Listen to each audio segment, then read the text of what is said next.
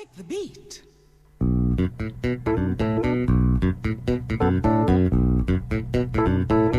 Y como no puede ser de otra manera, en nuestro lunes lluvioso tiene que estar Libertad Luz Piccinini para su columna de historia. ¿Cómo estás, Libertad? Todo bien, Sebas, ¿vos cómo estás? Bien. Con las noticias un poco para abajo, ¿no? Hoy, tipo, el día, todo para abajo, ¿no? Sí, Hoy sí, tiró, anda. Solo tenés que levantarlo. Lo tengo ahora. que levantar Sí, a sí. full. Bueno, dale. Bueno, voy a hablar. Me toca a mí ahora. Te toca a vos.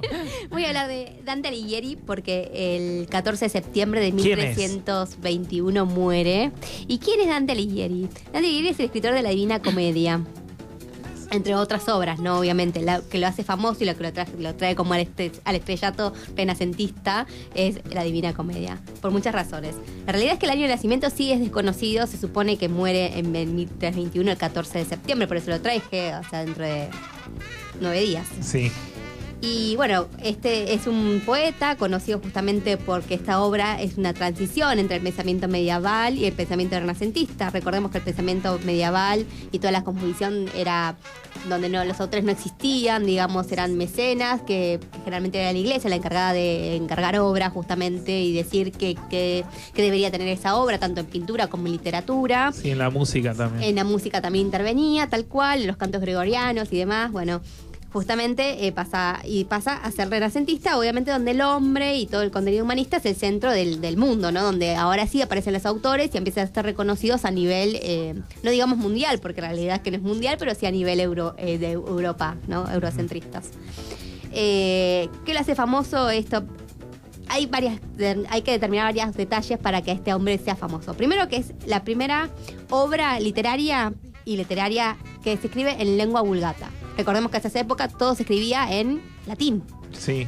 Él le escribe en italiano, o sea, se usa una de las lenguas vulgatas, o sea, vulgares, las lenguas que todo el mundo hablaba. También hay que recordar que después de la caída del Imperio Romano, obviamente estas ciudades medievales, cada una tenía su dialecto y su idioma distinto unas de las otras.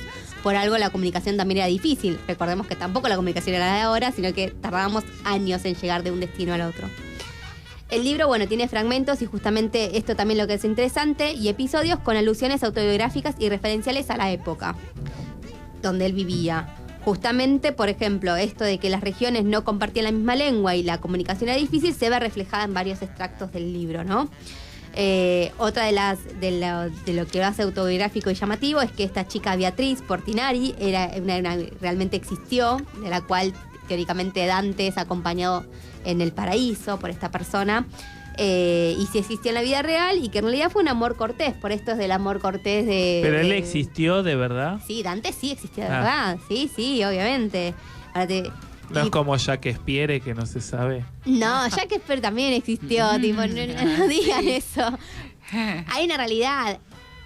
Todo después hay una mezcolanza, digamos, y después muchas cosas son inventadas, o sea, o de autores posteriores o de discípulos. Lo mismo que como dijeron mi amigo Carlitos cuando había dicho que escribió un libro, no me acuerdo que de Sócrates. El de Sócrates, y Sócrates nunca escribió los diálogos, siempre los escribió Platón. Lo mismo pasa acá, o sea, sí, en algún momento por ahí algunos capítulos fueron de otra persona, o eso nunca lo vamos a saber, o fueron inventados. Eso tampoco... Es parte de esta mezcolanza de justamente que detrás de un gran autor siempre hay un montón de nombres que no son nombrados. Bueno, justamente en 1300 es nombrado embajador de San Gimignano, que es un lugar, uno de los 6 magistrados más altos de la ciudad de Florencia, con lo cual él tiene este lugar de embajador, pero en una situación donde no era muy fácil, porque el Papa Bonifacio VIII planeaba una ocupación militar en la ciudad, y lo cual, bueno, dificulta esta labor política de Dante, ¿no? Entre idas y venidas, al final fue designado para proponer un tratado de paz y bueno, y fue obligado a permanecer en la ciudad, donde fue condenado al exilio durante 2 años teóricamente y pagar una multa. Como bueno, todos conocemos que la vida de un escritor no es tan hacendosa como las de otros personajes de la historia. En ese sentido siempre... corría el mismo destino que los músicos. Claro, viste que siempre la cultura siempre donde menos poder económico hay, ¿viste? Porque uno se preguntaba, por ejemplo, por qué Mozart componía tanto, y porque el tipo era de eso comía, entonces tenía que componer y componer y componer. Y sí. Así que bueno, como no pudo pagar esta deuda, entonces lo dijeron, bueno, listo, todavía no la pagaste, sos condenado al exilio perpetuo. o sea, en 1302. Otra de las cosas que hace maravilloso a este personaje de la historia, digamos, dentro de la historia, es que recordemos que tampoco estaba la imprenta Gutenberg, la de tipos móviles, o sea que todos los libros que él escribió y estos tres, o sea, es un libro, pero en realidad son tres, eran manuscritos, o sea, a mano y pasados y hasta contados oralmente muchas veces, transmitidos oralmente. Así que bueno, en 1302 se va al exilio, pobrecito, y muere justamente en 1300. Desdichado, pobre. Muere pobrecito, desdichado, pero además de eso, en 1829, o sea, 500 años después de que él se muere, se construye una tumba en Florencia, en la Basílica de Santa Cruz, donde en realidad la tumba está vacía porque él está en Ravenna, sepultado. Entonces la tumba está vacía, donde dice, bueno, honrada al más alto poeta en una tumba vacía, digamos, pone nadie. La Divina Comedia, en realidad, otra de las cosas que tiene es que tiene mucho contenido matemático. Tiene una estructura matemática en el escrito, digamos, y muchos pintores también la han ilustrado, y una de las estructuras matemáticas más importantes es que está dividida en tres partes, al igual que la Sagrada Trinidad o la Santa Trinidad, como le quieren llamar, el triángulo de perfección. O sea, esto siempre, y aparte pensemos que estamos también en la transición de la época medieval al Renacimiento, o sea que el triángulo es la figura más importante en todas las pinturas renacentistas. O sea, esto siempre las figuras del triángulo, y siempre demuestran, por ejemplo, la Santa Trinidad, el eje del Espíritu Santo, el nombre del Padre, del Espíritu Santo y del Hijo, siempre están todo presentes. Matemático atrás, Tal cual, mucha geometría. Siempre. Cada canto cada capítulo se divide en 33 cantos, y cada una está compuesta por tercetos y con tres personajes principales. Claro, ¿de qué la va de qué la va la obra? Claro, Dante personifica al hombre, Beatriz la fe y Virgilio la razón, o sea, justamente los tres emblemas del humanismo, o sea, el pleno renacentismo.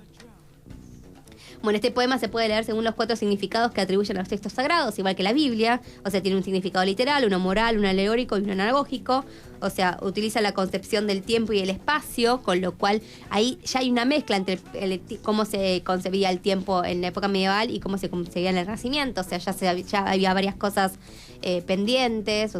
Por ejemplo, en la época medieval todo el mundo pensaba que había muerte, detrás de la muerte seguía la vida. Bueno, justamente hay una lectura, hay una escatología musulmana, digamos, en la estructura del infierno dantesco. Todo esto todo el mundo habla del infierno dantesco y es una estructura musulmana. También toma parte del libro de la escala de Mahoma, o sea, tiene un montón de cuestiones. Lo más importante es que en realidad, y esto es en 1800, el grabador, que es Gustave Doré, que es un grabador muy importante, porque ya muchos fueron los pintores y grabadores, como te decía, que han ilustrado la Divina Comedia, como Botticelli, Dalí, William Blake, que son muy conocidos. El grabador así como importantísimo es Gustave Doré. En 1861 empieza a ser reconocido por el público, y esto le permitió que también sea reconocido como un caballero de la Legión de Honor francesa, con lo cual Dante le dio la posibilidad, digamos, 3 siglos después, a otro personaje francés, que nada que ver porque Dante era italiano, a este personaje francés, de ser reconocido a nivel con título honorario, ¿no? Sí.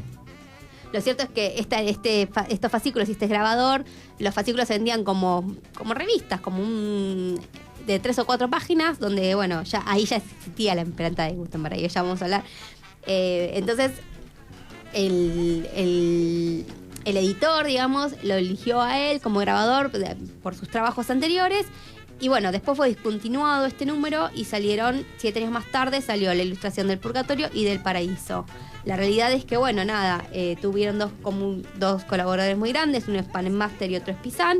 Y bueno, y en lo que es generalidad es que gana puntos, digamos, o suma para ser un gran ilustrador, Gustave Doré. O sea que de la mano de Dante nació después, 3 siglos después, Gustave Doré. Con lo cual siempre, y esto volvemos a decirlo, detrás de un gran nombre, o sea, detrás de una gran firma, siempre hay trabajadores, y eso es el trabajo colectivo, ¿no? Que se va dando en todos los ambientes. Siempre hay nombres que quedan por debajo y siempre hay gente laburando, digamos, atrás de una firma. Uh-huh. Muy bueno. Y una pregunta, entonces, ¿y actualmente se sigue haciendo esto? ¿Qué cosa? ¿La Divina Comedia? Sí, se sigue publicando la Divina Comedia. Sí. Hay varias ediciones. Es más, hace 10 años más o menos estuvo Alonso, que es un pintor argentino, él también la ilustró. Mira vos. Sí. Sí, sigue editando. Y es como todos los libros se van a seguir editando, esperemos. Curiosidades ahora nos trajo Libertad. Muchas gracias, Libertad. No, de nada. Bueno, seguimos con más música en la boca. Ya tiene dientes con Babasónicos.